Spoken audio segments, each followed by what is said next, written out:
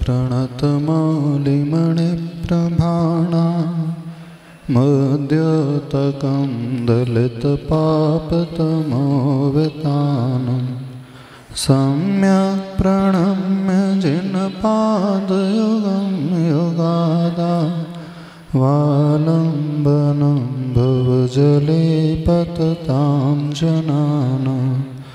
देवादिदेवादिं ब्रह्म श्री आदिनाथ भगवान की, देवादिदेव श्री पार्श्वनाथ भगवान की, पूज्याचार्य प्रवर श्रीमानंद स्वामी महाराज की, संत शिरोमणि आचार्य भगवान गुरुदेव श्री विद्यासागर जी महाराज की।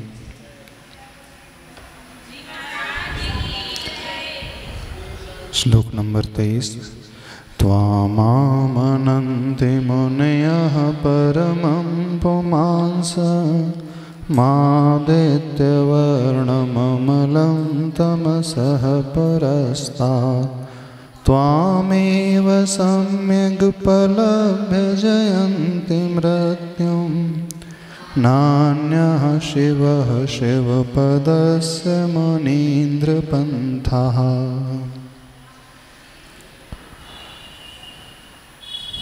अंतिम 2 चरण।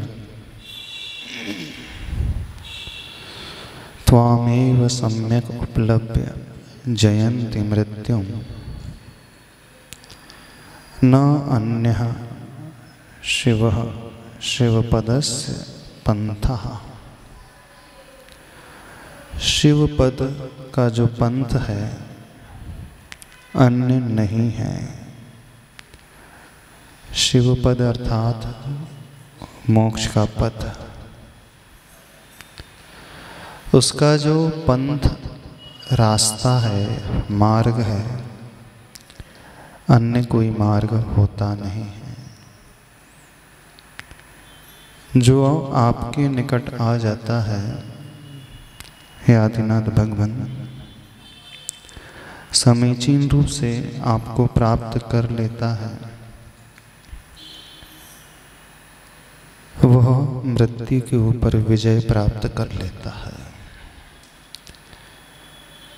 सम्यक उपलब्ध यहाँ पर लिखा गया है, यानी अच्छी तरह से उपलब्ध करके। अब भगवान को उपलब्ध करने का अभिप्राय क्या है यहाँ पर? और यह कहा जा रहा है सही तरीके से उपलब्ध करके। आचार्य प्रवर कह रहे हैं हम भगवान को कैसे प्राप्त कर सकते हैं? कैसे प्राप्त कर लेते हो आप भगवान को? बताओ। हृदयस्थ करके। हृदयस्थ करके प्राप्त होना अलग बात है, प्राप्त करने का अभिप्राय क्या है? क्या भगवान के चित्र को हम यहाँ चिपका दें? भगवान की छवि को हृदय में बैठा लें? छवि को बैठाने का भी अर्थ क्या होगा? अच्छा, कितने लोगों ने आदिनाथ प्रभु को अपने हृदय में स्थापित किया है, उनकी छवि को अपने हृदय में बैठाया है? चल पूछ लेते हैं आप लोगों से। रोज भक्तामृत पढ़ते हो? पढ़ते हो? तो आदिनाथ भगवान आपके हृदय में स्थापित हैं? नहीं है? आ जाते हैं। आने का अर्थ क्या हुआ? उनकी मूर्ति दिख जाती है, ये हुआ। उनकी छवि, प्रतिमा की छवि जो है सफ़ेद रंग की छवि है, वो दिखना, यह हुआ कि और कुछ हुआ? क्या प्रभु को हम अथवा उनकी छवि को हम हृदय में देख लेंगे तो मृत्यु पर विजय प्राप्त कर लेंगे? कुछ प्रश्न उठा रहे हैं आपसे, समझना। यहाँ पे फल भी बताया जा रहा है, भक्ति का फल भी बताया जा रहा है। मृत्युम जयंती, मृत्यु को वो जीत लेता है। कौन जीतता है? त्वाम एव, आपको पाक, सम्यक उपलभ्य। सम्यक उपलब्ध की संधि हो गई, सम्यक में क हलंत है और उपलब्ध है, संधि होकर के सम्यक उपलब्ध बन गया है। क का वो ग हो जाता है, संधि होने के पश्चात। त्वाम एव, एवकार का प्रयोग किया, यानी आपको ही समीचीन रूप से प्राप्त करके मृत्यु को जीत लेता है। बड़ी महत्वपूर्ण पंक्ति है ये, बड़ा गजब का चरण है। जो भगवान आपको समीचीन रूप से प्राप्त कर लेगा वो अमर, मृत्यु को जीतने का अभिप्राय क्या हुआ? अमर हो जाएगा। मृत्यु को जीतना यानी अब उसका कभी मरण नहीं होगा। यम पर विजय प्राप्त कर लेना, काल पर विजय प्राप्त कर लेना, मरण पर विजय प्राप्त कर लेना, इसका सीधा सा अर्थ है ना वो अब हमेशा के लिए अमर हो गया, तभी तो मृत्यु पर विजय मानी जाएगी। अब तो आपने भी भगवान को प्राप्त किया है,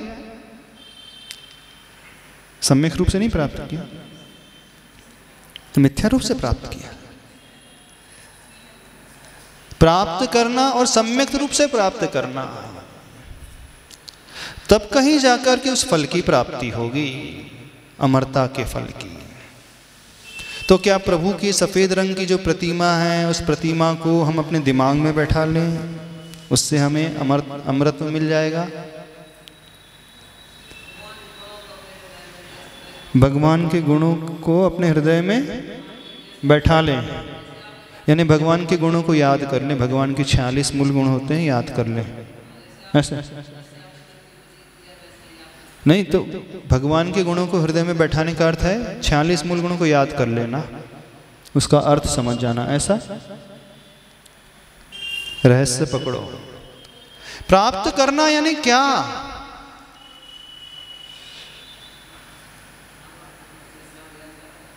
हम गहराई तक नहीं पहुंच पाते हैं, प्राय कोई नहीं पहुंच पाता है। प्राप्त करने का अर्थ देखना मात्र नहीं है, प्राप्त करने का अर्थ गुणों को याद करना मात्र नहीं है। प्राप्त करने का अर्थ, समीचीन रूप से प्राप्त करने का अर्थ उन जैसा हो जाना। उन जैसे होने के लिए क्या करना होगा? अब भगवान जैसा बनना है, उसके लिए क्या करना होगा? द्रव्य गुण पर्याय को जानना, याद कर लेंगे। भगवान का द्रव्य जो होता है आत्मद्रव्य है, परम शुद्ध औदारिक शरीर है उनकी पर्याय, और उनके 46 मूल गुण हैं। जानना बहुत अच्छे से जान लिया जाएगा, उसमें कौन सी बड़ी बात है। भगवान का द्रव्य क्या हुआ? जीव द्रव्य है, आत्मद्रव्य है प्रभु। आत्मा कैसी होती है? असंख्यात प्रदेशी होती है। और कैसी होती है आत्मा? अरसम अरूवम अगंधम अव्यक्तम चेतना गुणम, है ना, सहितम जान अलिंग गहनम जीवम अनिर्दिष्ट संठानम। जो गाथा आती है समय सार में, रसमरूवम गंधम अव्यक्तम चेतना गुणम सुंदम जान अलिंग गहनम जीवम अनिर्दिष्ट संठानम। ठीक है ना? तो आत्मा कैसी है? रस से रहित है। प्रभु की आत्मा रूप से रहित है, प्रभु की आत्मा गंध से रहित है। और कैसी है? अनिर्दिष्ट संस्थान वाली, यानी उसका कोई आकार नहीं, कोई रूप नहीं, कोई रंग नहीं, कोई प्रकार नहीं, ये उनमें नहीं है। तो होता क्या है उनमें? चेतना गुण से सहित होती है, बाकी सबसे रहित होती है। ठीक है ना? तो आदिनाथ भगवान की आत्मा, उनका आत्मद्रव्य कैसा है? ऐसा ही है। और कैसा है? असंख्यात प्रदेश वाला है। और कैसा है उनका द्रव्य? जीव द्रव्य उत्पाद व द्रव्य से सहित है।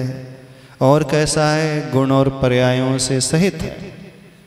गुण पर्याय व द्रव्यम उत्पाद व द्रव्य युक्तम सद्रव्य लक्षणम। और क्या है आत्मा? अस्तित्व गुण से सहित है, वस्तुत्व गुण से सहित है, प्रमेयत्व गुण से सहित है, प्रदेशत्व गुण से सहित है, द्रव्यत्व गुण से सहित है, अगुरु लघुत्व गुण से सहित है, चेतना गुण से सहित है, और अमूर्तिक गुण से सहित है। ठीक है? हाँ, ये विशेष गुण हो गए, ठीक है।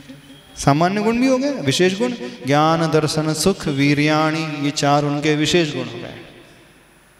ऐसा अपन ने जान लिया। तो उनके भीतर गुण क्या है? केवल ज्ञान है, केवल दर्शन है, अनंत सुख है और अनंत वीर है। ये भी गुण भी हमें पता चल गए। अब आदिनाथ भगवान का आत्मद्रव्य कैसा है? कभी मरने वाला नहीं है, प्रति समय परिवर्तनशील है, षड्गुण हानि वृद्धि वाला है, उत्पाद वय द्रव्य वाला है, सिद्ध गति को प्राप्त हो चुकी है उनकी आत्मा, उनका आत्मद्रव्य, ठीक है ना। पर्याय कैसी है? परम शुद्ध है। औदारिक परिवार, यदि हम अर्यंत अवस्था को ले लें तो परम औदारिक शरीर है जिसमें निगोदिया जीव राशि नहीं है। यही हो गया? नहीं हो गया तो अपने को हो जाएगा अमरता की प्राप्ति हो जाएगी। हमने गुण से भी जान लिया, पर्याय से भी जान लिया, द्रव्य से भी जान लिया, द्रव्य गुण पर्याय तीनों से जान लिया। तो फिर हम आदिनाथ भगवान बन जाएंगे, अब हम अमर हो जाएंगे। त्वामेव सम्यक उपलभ्य, कैसे बनेंगे अमर? हाँ, शिव पदस्य पंथः न अन्यः शिव, शिव रूप कल्याण रूप शिव पद का रास्ता ही है, उसके अलावा और कोई नहीं है। क्या अर्थ हुआ? सम्यक उपलभ्य, जिसने इस शब्द को पकड़ लिया वो अमर हो जाएगा। बिल्कुल, आपका मरण भय है छूट जाएगा, आपके रोग भय है छूट जाएंगे, आपके आकस्मिक भय हैं वो चले जाएंगे, यही लोग भय, परलोक भय, गुप्ती भय, अत्राण भय, समस्त भय से आप मुक्त हो जाओगे। चलो, कभी नहीं मरोगे। जो सबसे बड़ी भीति बैठी है ना, डर बैठा है, उससे मुक्त हो जाओगे। लेकिन कैसे मुक्त होंगे? समीचीन रूप से प्राप्त करना है प्रभु को।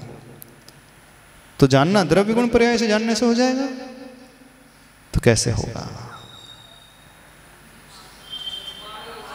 हाँ, उस रूप होने से, शिव पद पर चलने से होगा। प्राप्त करने का अर्थ है जिस पद पर आपने कदम बढ़ाया था, जिस मार्ग को आपने अपनाया था, प्रभु मैं भी उसी मार्ग को अपना रहा हूँ, यानी मोक्ष मार्ग पर चल रहा हूँ। सम्यक दर्शन, सम्यक ज्ञान, सम्यक चारित्र से सहित होकर के प्रभु को प्राप्त किया जाता है। किसी से मिलने जाना होता हो तो उस जैसा ही होना पड़ता है, तभी हम गले मिल सकते हैं, नहीं तो नहीं मिल पाएंगे। हाँ? एक छोटा बच्चा है 2 साल का और एक 6 फीट की कद काठी वाला व्यक्ति है 60 वर्ष का, प्राप्त कर सकता है उसे? हाँ, वो चरण छू सकता है, लेकिन प्राप्त करना कुछ अलग कह रहा है, और वो भी समीचीन प्राप्त करना, यानी शिव पद पर चलने वाला व्यक्ति ही प्रभु को प्राप्त कर पाएगा, बाकी और कोई भी प्राप्त नहीं कर पाएगा। चाहते हो भगवान को पाना? कितने लोग चाहते हैं? शिव पद पर चलना पड़ेगा, मोक्ष पथ पर चलना पड़ेगा, तभी शिव पद मिलेगा। शिव पंथ पर चले बिना शिव पद नहीं मिलेगा।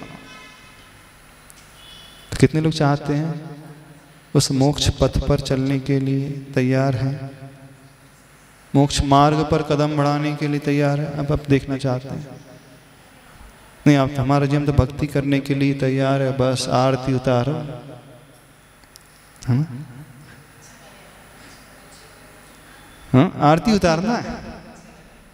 क्या बोल रहे हैं? भैया जी हाथ नहीं उठा रहे? अच्छा, भैया जी तकलीफ है, आप नहीं हाथ उठा रहे, तो लोगों को तकलीफ हो रही है, आप क्यों नहीं हाथ उठा रहे? दोनों हाथ उठा रहे। हाँ?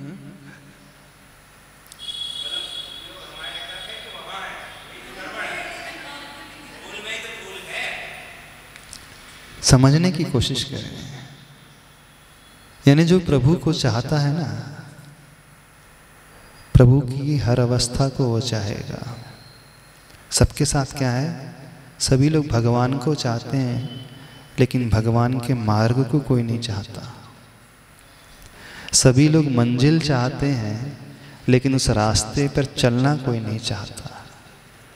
आप लोग क्या चाहते हो? हम भी भगवान बनना चाहते हैं, लेकिन मोक्ष मार्ग पे नहीं बढ़ना चाहते। और बिना रास्ते पर चले मंजिल पर पहुंचा जा ही नहीं सकता। यानी हमारी चाह बाहर से कुछ और है, अंदर से कुछ और। जो मोक्ष मार्ग को नहीं चाहता वो भगवान को भी नहीं चाहता। यदि फिर भी वो कहता है मैं भगवान को चाहता हूं, तो वो झूठ बोल रहा है, वो छल रहा है, ठग रहा है, दूसरों को नहीं, अपने आप को। वो अपने आप को छल रहा है।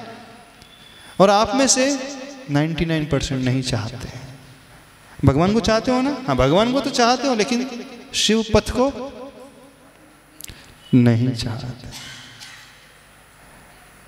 तो भगवान को पूरा नहीं चाहते आप, बस ऊपर ऊपर का चाहते हैं, भीतर से नहीं चाहते हैं। आचार्य श्री को कितने लोग चाहते हैं? सभी लोग चाहते हैं। आचार्य श्री ऐसा कितने लोग बनना चाहते हैं? नहीं, वो ऐसा तो नहीं बनना चाहते, वो कठिन मार्ग है। यदि आप आचार्य श्री को चाहते तो फिर आपको भी दोनों हाथ कर को अंजलि बना करके आहार लेना पड़ेगा। चाहते हो कि आप भी अंजलि से आहार लो? जब आहार दान देते हैं आचार्य भगवान की कर कमलों में, तो ये भाव होता है, प्रभु वो कब दिन आएगा, वो घड़ी कब आएगी कि मैं भी ऐसे ही आहार ग्रहण कर सकूं। देते समय कितने लोगों के मन में भाव आते हैं? आचार्य श्री को मत चाहो। हम कहते भगवान को मत चाहो, भगवान के मार्ग को चाहो। वो कैसे भगवान बने उसे चाहो। हर व्यक्ति टॉपर को देख करके, उसके रिजल्ट को देख करके बड़ा प्रसन्न होता है, बोले मुझे भी इतने मार्क्स लाना है, लेकिन उसकी मेहनत को कोई नहीं चाहता। उस बच्चे की मेहनत को, जो साल भर पढ़ता है, सब कुछ खोता है, अपने सुख सुविधाओं को भूल जाता है, टीवी को भूल जाता है, वो घूमना फिरना भूल जाता है, वो अन्य सारे कार्य भूल जाता है, सिर्फ लगन से पढ़ते ही रहता है। जिस समय वो पढ़ता है उस समय अन्य सारे बच्चे खेलते रहते हैं, घूमते फिरते रहते हैं, मूवीज देखते रहते हैं, मोबाइल में लगे रहते हैं, होटलिंग करने के लिए चले जाते हैं, हिल स्टेशन चले जाते हैं वैकेशन मनाने। लेकिन वो बच्चा जब ऐशो आराम के दिन थे, घूमने फिरने के दिन थे, उसने अपना सारा समय, सारा परिश्रम अध्ययन में लगाया, पढ़ाई में लगाया, और अन्य सारे बच्चे ऐशो आराम में। तो कैसे वो टॉपर हो पाएंगे? विचित्रता देखना, हर एक के साथ हर एक व्यक्ति मंजिल को चाह रहा है, मार्ग को कोई नहीं चाह रहा। आप प्रभु को चाह रहे हैं, प्रभु के मार्ग को नहीं चाह रहे हैं। तो जितनी चाह प्रभु की है, उतनी ही चाह मार्ग की रखो। रादर प्रभु को न भी चाहो तो चल जाएगा, मार्ग को लेकिन भीतर से चाहो, उस रास्ते को चाहो। जो रास्ते को चाहेगा सही मायने में वही प्रभु को पाएगा, समीचीन रूप से उपलब्ध कर पाएगा। बनना चाहते हो मोक्ष मार्गी? दीक्षा लेना चाहते हो? नहीं महाराज, ये बड़ा कठिन है। वो त्याग, वो तपस्या, वो केश लोच, वो सर्दी, वो गर्मी, वो अंतराय, वो परिचय, वो उपसर्ग, है ना, वो मूल गुणों का पालन। कौन सहन करे इतनी कठिनाइयों को? आप क्या चाहते हो? जैसा जीवन हम जी रहे हैं वैसा ही हम जीते रहें और उसी के अनुसार हमें मोक्ष मिल जाए, ये चाहते हैं। हमें कुछ त्यागना ना पड़े, कठिन तपस्या ना करना पड़े, जो हम कर रहे हैं वैसा ही करते रहें, जैसा हम खा पी रहे हैं वैसे ही खाते पीते रहें, वैसे ही विषयों को भोगते रहें, आनंद में डूबे रहें और भगवान की भक्ति करते करते हम भी भगवान बन जाएं।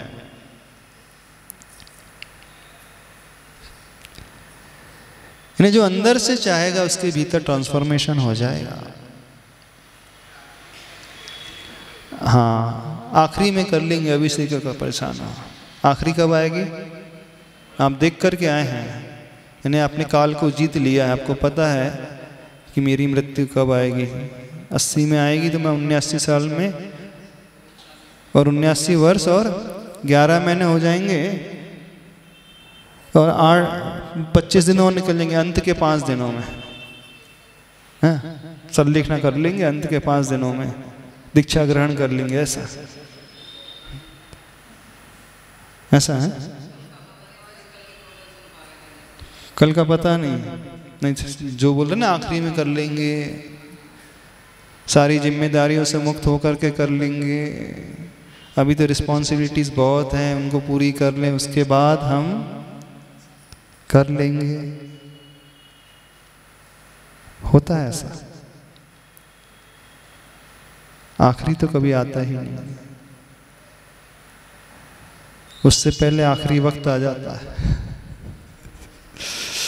हाँ, अंतिम अवस्था नहीं आती, उससे पहले अंतिम सत्य आ जाता है।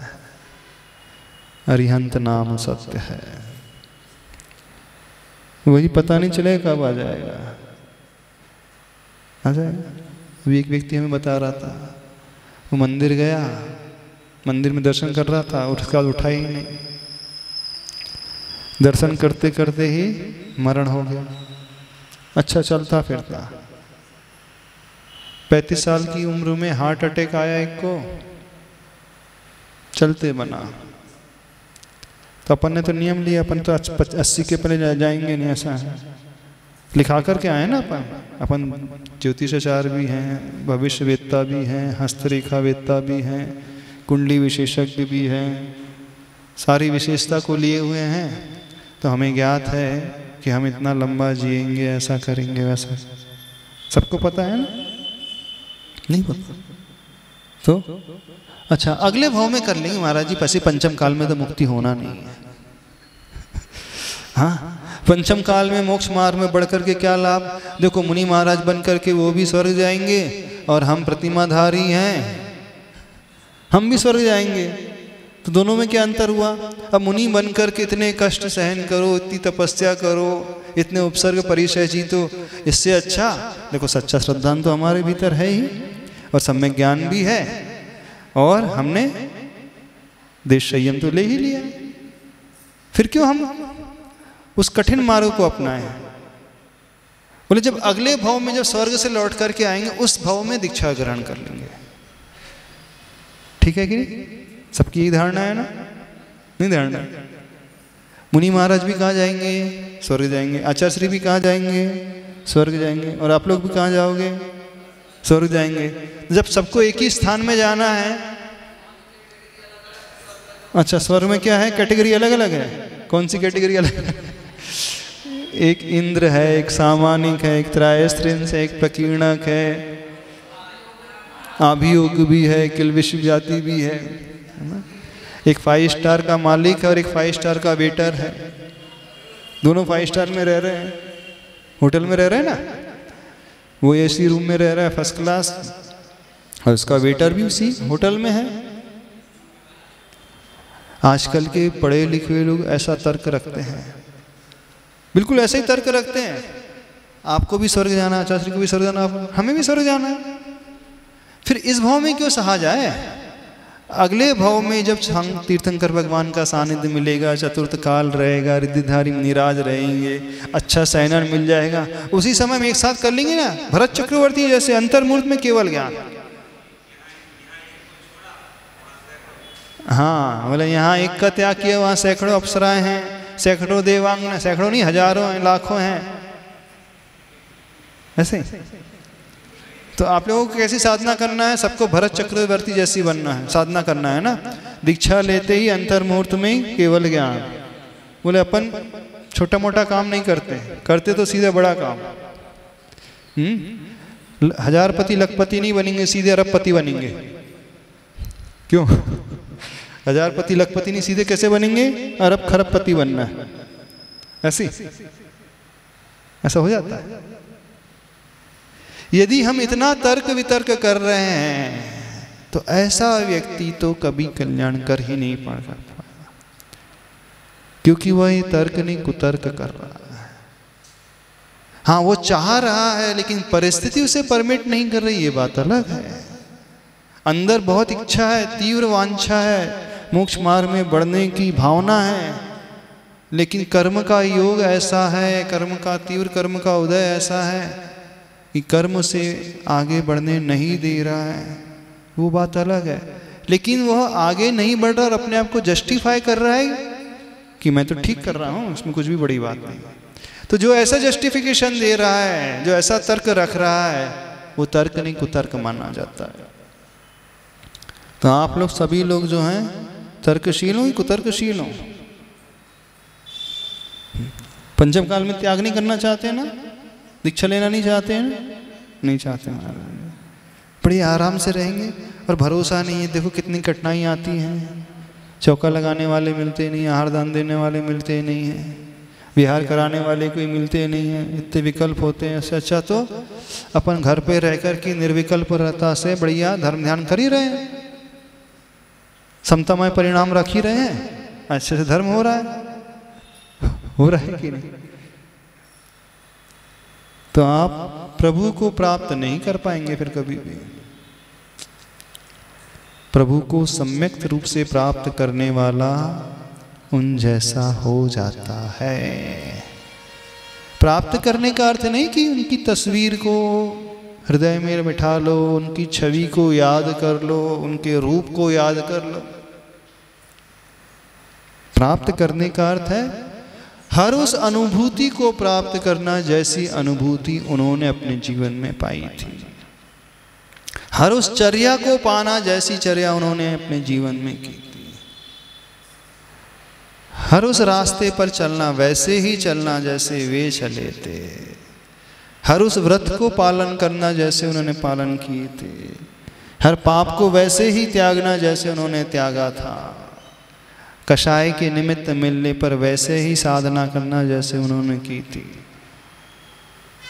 यानी उन जैसा ही जीवन जीना अक्षरशः। तब कहा जाएगा कि सम्यक उपलभ्य जयंती मृत्युम। ऐसा जीव उस मृत्यु को जीतने वाला होता है, अमरता को प्राण पाने वाला होता है। अब लिखा तो ऐसी है यहाँ पर, त्वामेव सम्यक उपलभ्य जयंती मृत्यु। हे भगवान, हम आपके चरणों में आ गए हैं, इसका मतलब हमने आपको पा लिया है, अब हम मृत्यु को जीत जाएंगे। जो गहरे भाव से इनके निकट आएगा उसके अंदर ये अपने आप भावना पैदा होने ही लगेगी। अब बहुत हुआ विषय कषायों में उलझना, बहुत हुआ पाप मार्ग में चलना, बहुत हुआ संसार के उन कार्यों को करना, अब मुझे इससे निवृत्त होना है, ऊपर उठना है, इसलिए अब मैं उन जैसी ही चर्या को अपनाता हूँ। अपनाते हैं। इन्हें भक्ति हमें वहां तक पहुंचा देती है, स्तुति हमें वहां तक पहुंचा देती है, ऐसे परिणाम पैदा करना सिखा देती है। तभी कहा जाता है, इवन नमोकार मंत्र के लिए भी कहा गया ना, हे सो पंच नमो यारो सब पाव प्रणासनो। क्या अर्थ होता है? ये पंच नमस्कार मंत्र सभी पापों का नाश करने वाला है। कभी आपने सोचा यदि आप नमोकार मंत्र की माला फेर रहे हो, नमो ओरियंताड़म नमो सिद्धाड़म आदि कह रहे हो, तो ऐसे शब्द कहने से पापों का नाश कैसे हो जाता है? बताओ हमें। जो लिखा है ऐसो पंच नमो यारो सब पाव पणासनो। कोई व्यक्ति नमो ओरियंताणम नमो सिद्धाणम कर रहा है, पढ़ रहा है, सुबह से शाम तक रट रहा है अथवा लिख रहा है। आजकल बहुत सारे लोग जो रजिस्टर में लिखने भी लगे हैं, अथवा दिन भर माला फेर रहे हैं नमोकार मंत्र की, पूरे पंच परमेष्टि की माला फेर रहे हैं। नमो ओरियंताणम नमो सिद्धाणम नमो आयरियाणम नमो वज्जायणम नमो लोहे सब साउडम। कितने लोग माला फेरते हैं आप लोगों में से? फेरते हैं नमोकार मंत्र की माला? फेरते हैं नहीं फेरते? बाकी लोग नहीं फेरते नमोकार मंत्र की माला? फेरते हैं। तो आपके पाप नष्ट हो गए? पाप नष्ट हो गए? नहीं, लिखा तो ऐसे ही, ऐसो पंच नमो यारो सब पाव पणासनो मंगलाणम च सव्वेसिन परमम होई मंगलम। तो जितने वर्षों से माला फेर रहे हैं तो आपके पाप तो नष्ट हो ही गए होंगे।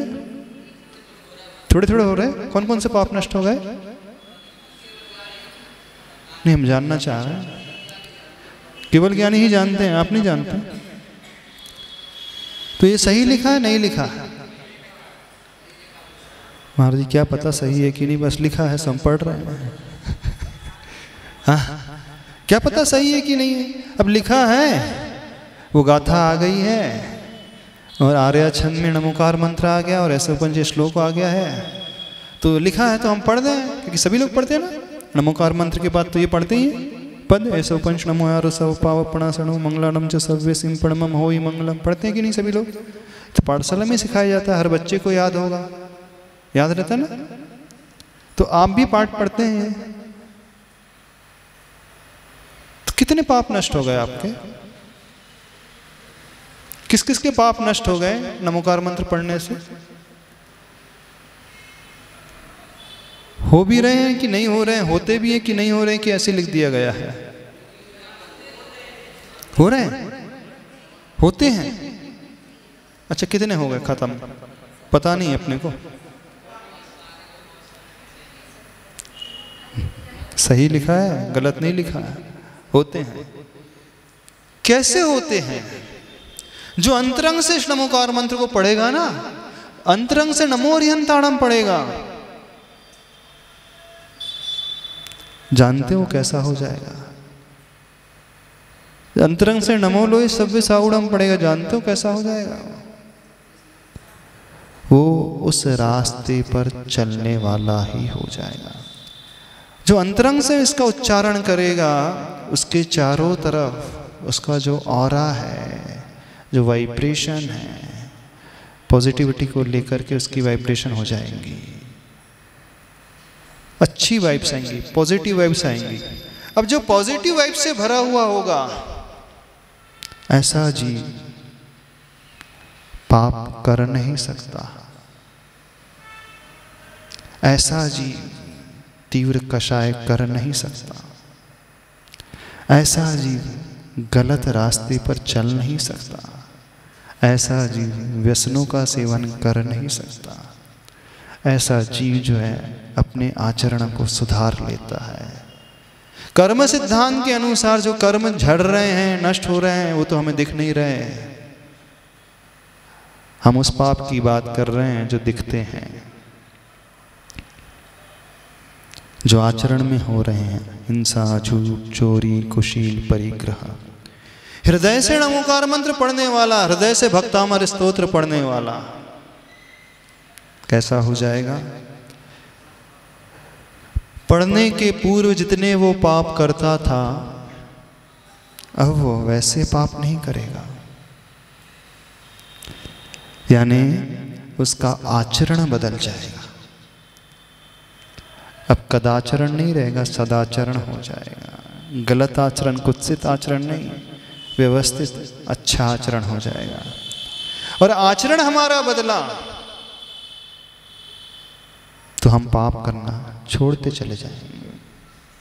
यानी ऐसा व्यक्ति ऐसी भावना से भरता है कि वो पाप करने में भी बड़ा दुखी होता है। उसे लगता है कि नहीं है, बहुत हुए पाप, अब मुझे ऐसा जीवन नहीं जीना है जैसे पाप में जीवन में जीता आया हूं ना। जो कार्य मैं करता हुआ आया हूं ना, अब बहुत हो गए वैसे कार्य, वह बहुत हो गया वो गलत तरीका। अब मैं अपने गलत तरीके को बदलता हूँ, अपने तरीके को कुछ अच्छा बनाता हूँ। यानी जो सही नमोकार मंत्र पड़ेगा, जो लिखा गया बिल्कुल सत्य लिखा है, सो पंच नमो सब पावपणा, उसमें कुछ भी अतिशयोक्ति नहीं है, बड़ा चढ़ा करके कुछ भी नहीं लिखा गया है। ये मत समझना कि उससे सिर्फ जो पूर्व बंधे हुए कर्म हैं आत्मा में लगे हैं वे ही झड़ते हैं, उन्हीं की निर्जरा होती है, ये मत अकेले समझना। नमोकार को पढ़ने वाला वर्तमान में भी पाप करना या तो छोड़ देता है अथवा कम अवश्य कर देता है। तो आप पढ़ रहे हो नमोकार मंत्र?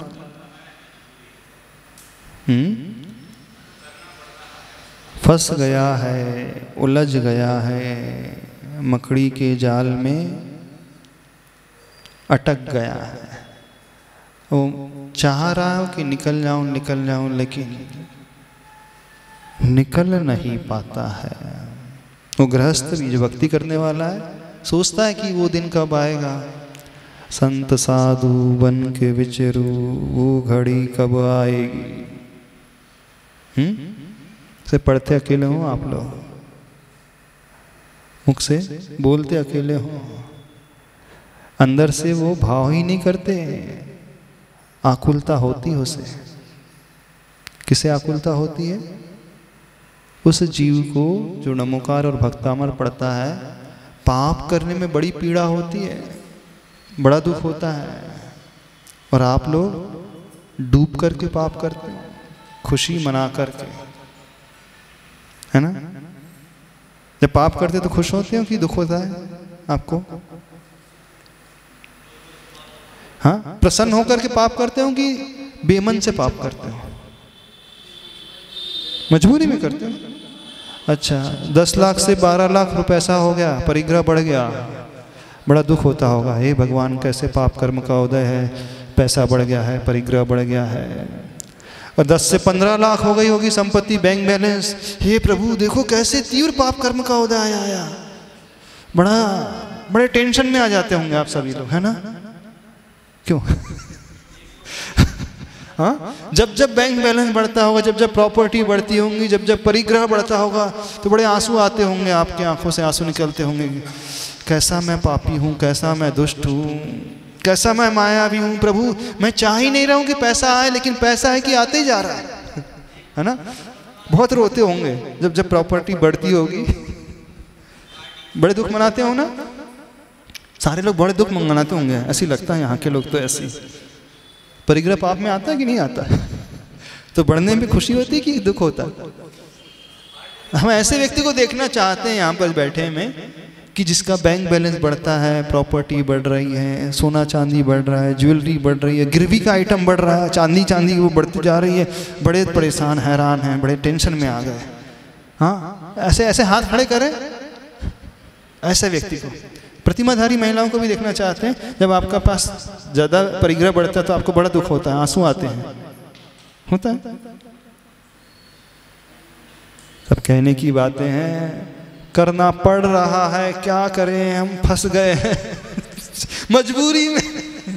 ये सब बेवकूफ बनाने की बातें हैं, डूब करके कर रहे हो सारे के सारे।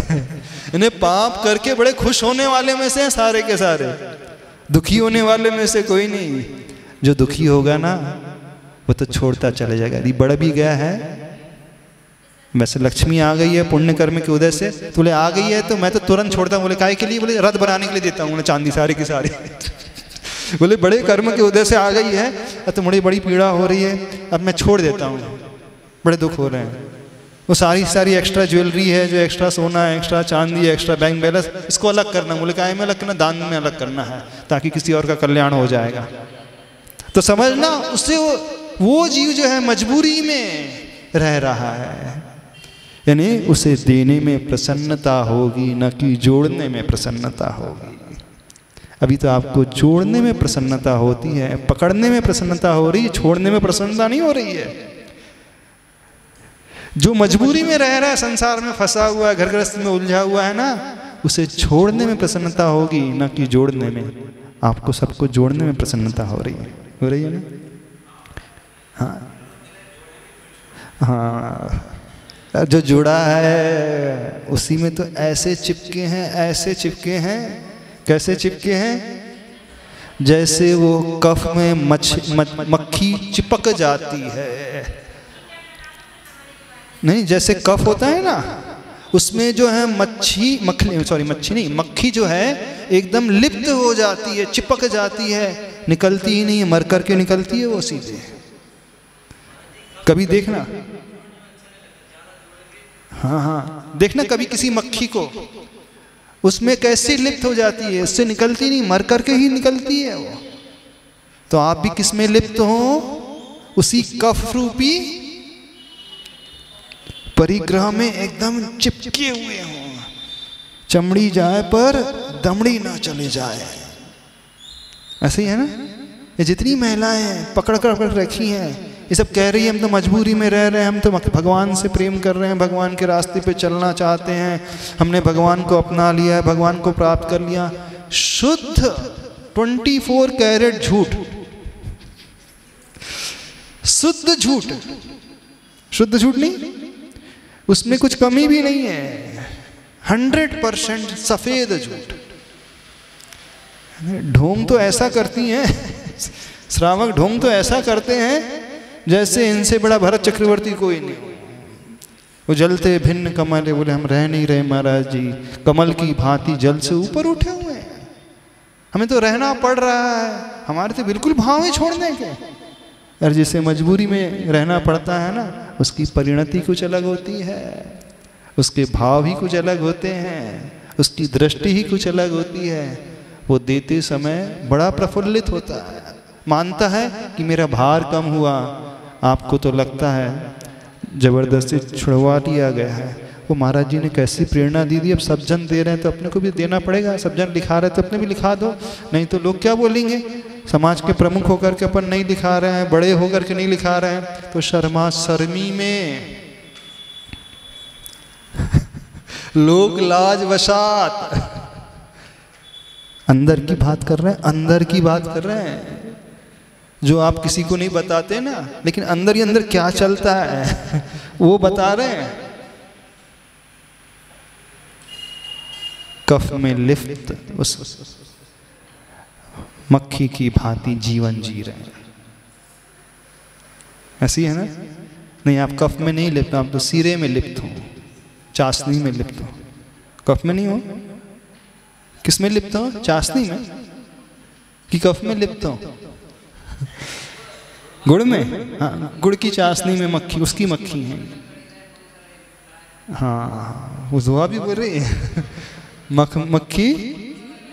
मक्खी गुड़ में गड़ी रहे, पंख लिए लिपटाए। हाँ, ऐसे ही रह रहे हो, उसी में गड़े हुए हों और उसी में गड़ जाओगे ऊपर उठ नहीं पाओगे। कहने सुनना अलग होता है, बोलना अलग होता है, लेकिन अंतरंग से वैसा होना कुछ अलग ही होता है। सम्यक उपलब्ध कहा जा रहा है, जयंती मृत्यु। तो आपको तो मृत्यु को जीतना ही नहीं है,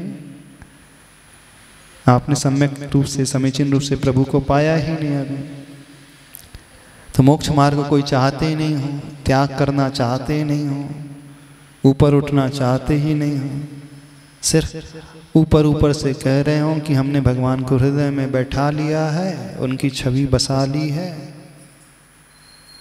ऐसा ही है, ऐसा ही है ना?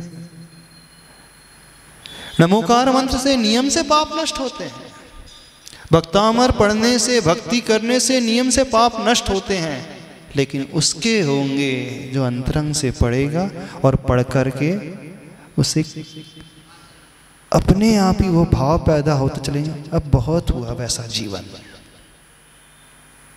पापमय जीवन बहुत व्यतीत हो गया, विषय वाला जीवन बहुत हो गया, हिंसा कसाय में डूब करके रहना बहुत हुआ। अब तो थोड़ा सा अपने भीतर कुछ चेंजेस लाना है, परिवर्तन लाना है, अब जीने के ढंग को बदलना है। यानी ऐसा जीव जो है न तो कषाय अधिक कर पाएगा, न विषयों का सेवन अधिक कर पाएगा, न परिग्रह आदि जोड़ेगा। वो घर में रहेगा, हम नहीं करें एकदम से वो मोक्ष मार्ग में बढ़ ही जाएगा। वो रहेगा, लेकिन कैसा रहेगा? रहेगा नहीं, रहना पड़ेगा। आप में से किसी को भी घर में रहना नहीं पड़ता है, आप रहते हैं। पढ़ रहा है? आप रहते हैं, घर में रहना नहीं पड़ रहा है। मंदिर आना पड़ता है आपको तो, हाँ स्वाध्याय करना पड़ता है, अटेंड करना पड़ता है क्लास, लेकिन घर में आनंद में डूब करके रहते हो।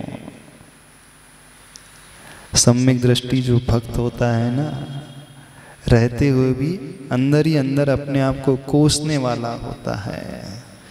आगम में क्या आया है? तलवरेण गृहीतम चौरम एव, यानी किसी चोर को किसी पुलिस वाले ने पकड़ लिया है और जेल लेकर के जो जा रहा है, इसको हथकड़ी बांध करके गाड़ी में बैठा करके अथवा पैदल ही उस अपराधी को जेल लेकर के जा रहा है, तो अपराधी जेल जाना नहीं चाहता, जाना पड़ता है। सम्यक दृष्टि की परिणति कैसी होती है? सच्चे भक्त की परिणति कैसे होती है?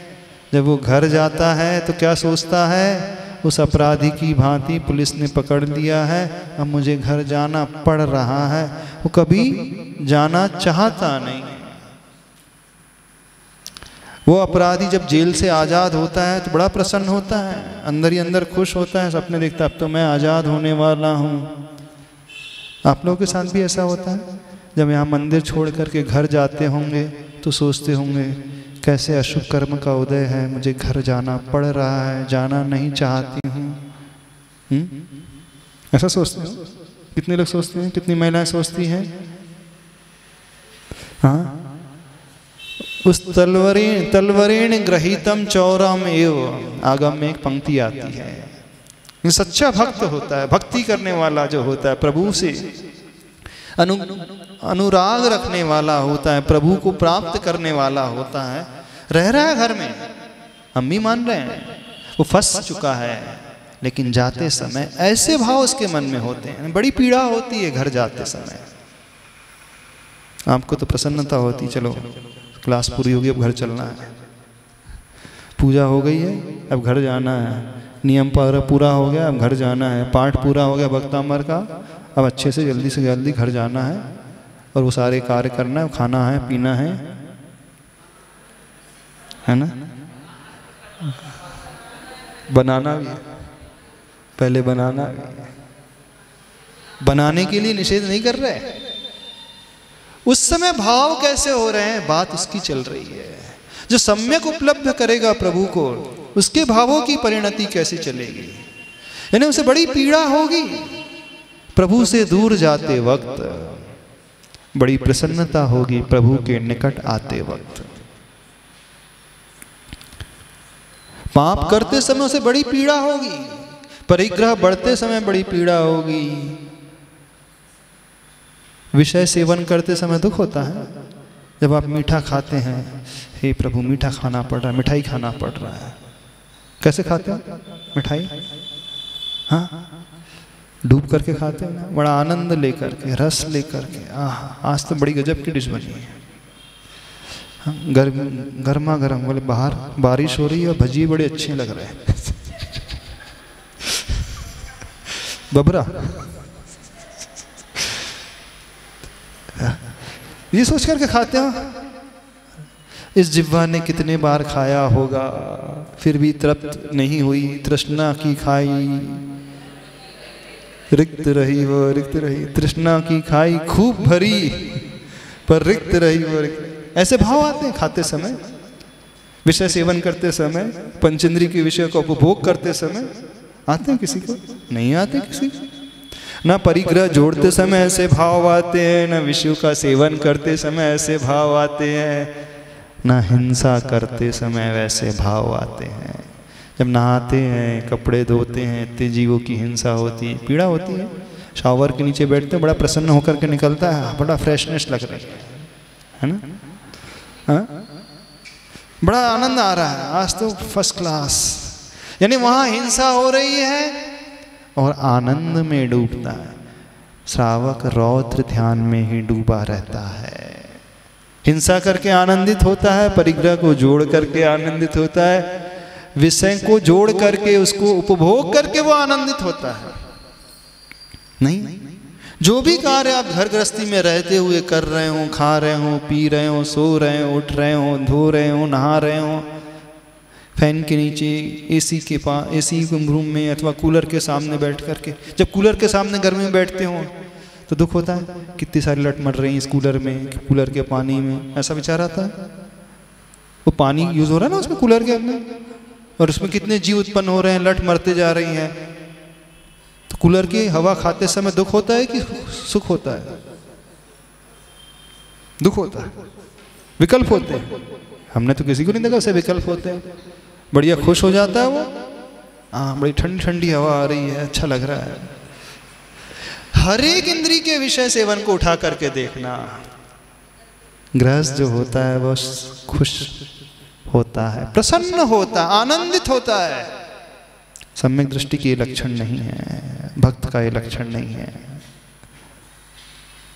शिव पंथ पे तो बाद में चलोगे, शिव मार्ग में तो, उस मोक्ष मार्ग में तो बाद में कदम बढ़ाओगे, लेकिन जब तक कदम नहीं बढ़े हैं वो आकुल व्याकुल ही होते रहता है, बेचैन रहता है, उसे नींद नहीं आती है, बार बार नींद खुल जाती है।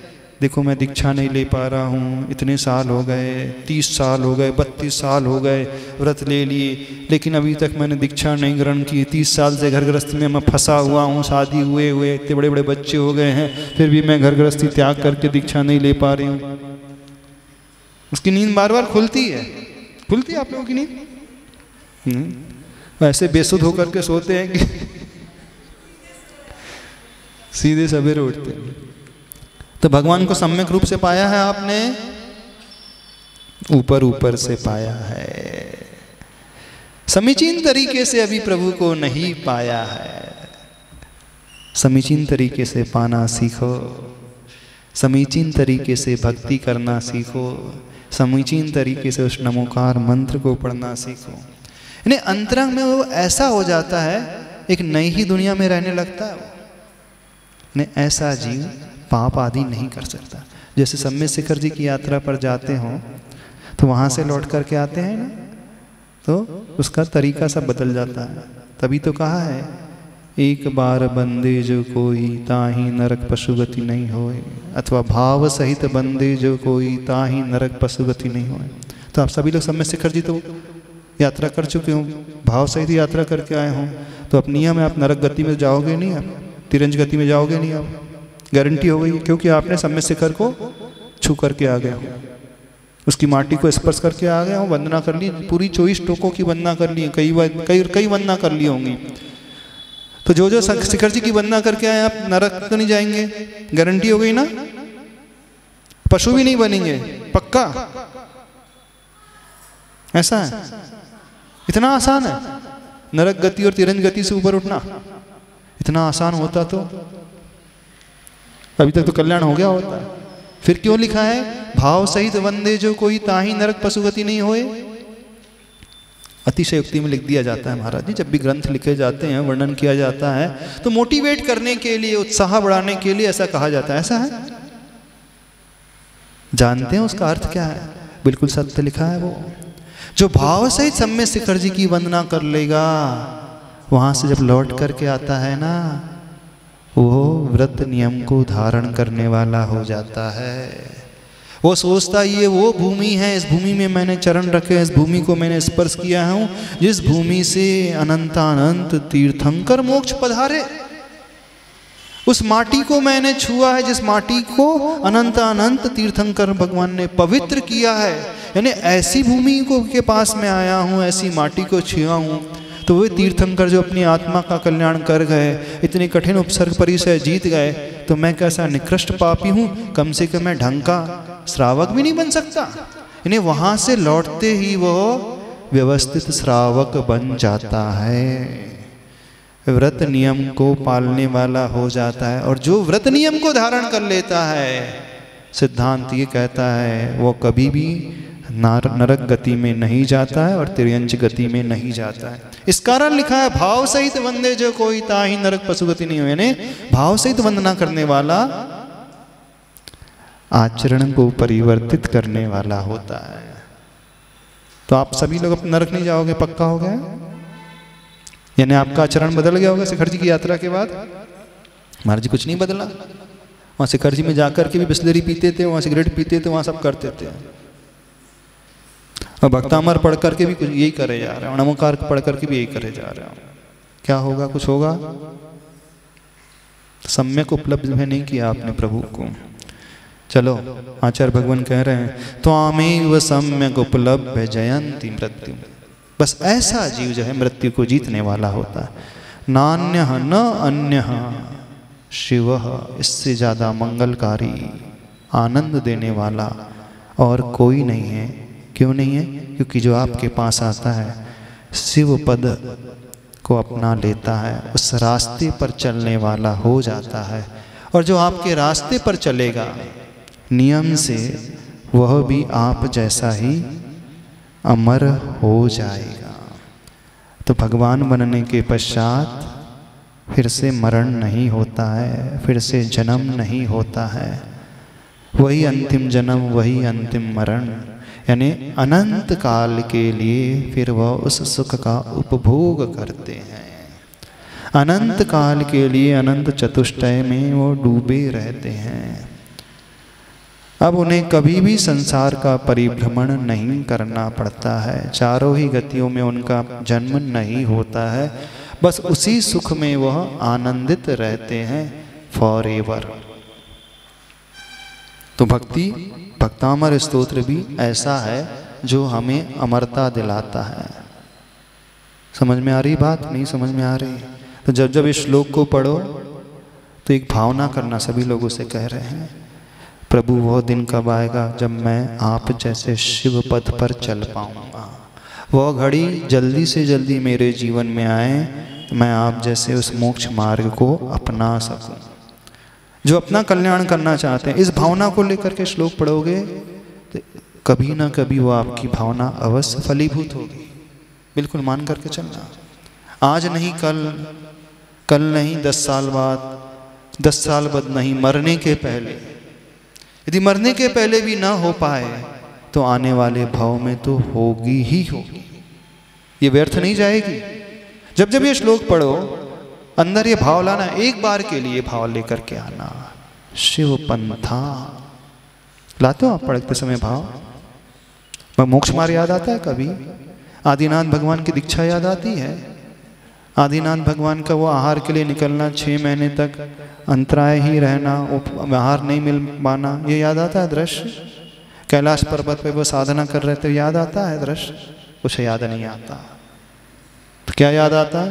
महाराज जी घर याद आता है, घर जाकर के भोजन बनाना, ये याद आता है। ऐसे याद आता है? समय आपका हो गया है। समझ में आ गया श्लोक? पूरा हो गया ना श्लोक? कुछ पूछना तो नहीं? कुछ पूछना है? इतना ही रखें? हाँ बोलिए। नमस्ते महाराज जी। महाराज जी श्लोक तो नहीं, लेकिन उससे रिलेट एक क्वेश्चन है। उससे रिलेटेड फिर बाद में करना। श्लोक से रिलेटेड एक लाइन का आंसर है कि अगर किसी का किसी विषय या किसी भी सुविधा का त्याग है, जैसे कि बहुत सारे लोगों का मंदिर जी में पंखे इत्यादि का त्याग होता है, लेकिन मन में ये चाह होती कि कोई चालू कर दे तो हम वहाँ बैठ जाए, तो गलत है कि गलत? दोष है इसमें, दोष है। हाँ बिल्कुल दोष है। और तो उनको क्या उस प्लेस पे भी बैठना अवॉइड करना चाहिए? हाँ बिल्कुल अवॉइड करना चाहिए। नमस्ते। आदिनाथ भगवान की जयवाणी के ज्ञान